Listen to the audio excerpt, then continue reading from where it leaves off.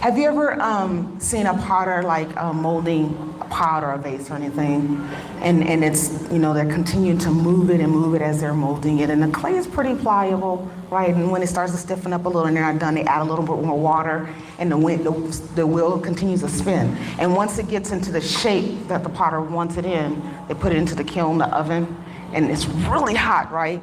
In order for it to cook and to bake, for that shape to set in. But if the shape doesn't set in, what happens? What do they do with it? Anybody know? They break it. They just take it, break it, it's no good anymore, right? Did you guys know that that's what we were? We were that clay. And we're in this life, we're on the wheel. And the potter, he slaps us with some water. He keeps spinning us around. And the thing is, though, we've got to be pliable. We've got to allow ourselves to be molded by his hands. And if we're not allowing ourselves to be molded, we're not really useful. We're not fulfilling our purpose, what he's molding us for. But if we're actually pliable, that's not the end of the work. We got to go into the fire, right? And we got to bake, and it's hot in there.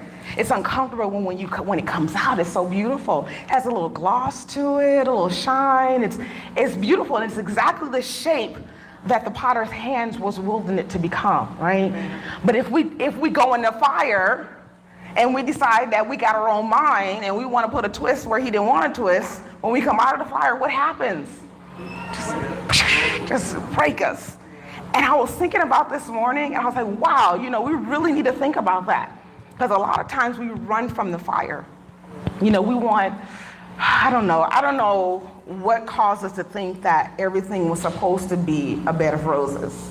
Yeah. I don't know if it was the fairy tales we were taught as children, or just a lie of the enemy. That everything, it's not that your life is supposed to always be hard either, but the fire is necessary. Yes. Right? Being slapped upside, left and right, being shaped and bent in ways that you probably don't want to, because you want to just be that lump, right? But in order for a shape and something beautiful to come out, being spun on that table as the world turns, right? Being molded by his hands is necessary for you to be formed by the potter. It's necessary for you to gather the shape that the potter desires. And so we think about, and maybe this is the message, okay, Lord, it is, because it's going right into what he was telling me. We think about what we go through, and many times we bemoan and we whine and we complain because why do I have to go through this?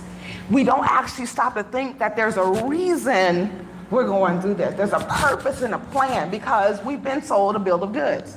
We've seen Cinderella, and even though she had it tough, in the end, everything was beautiful. It was perfect. Everything fit perfect. Even the mice, yuck, they were perfect, right?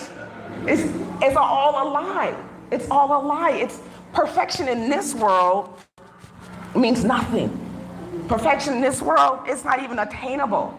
But the perfection that God is calling us to requires just a little fire, requires a little spinning, requires a little extra shaping, a little bending, right? Right? Some patchwork is going to require that. But I guarantee if you go in willingly and stay in the shape he molded you into when it's time to come out, you'll be more beautiful than you started out to be. This is our current reality.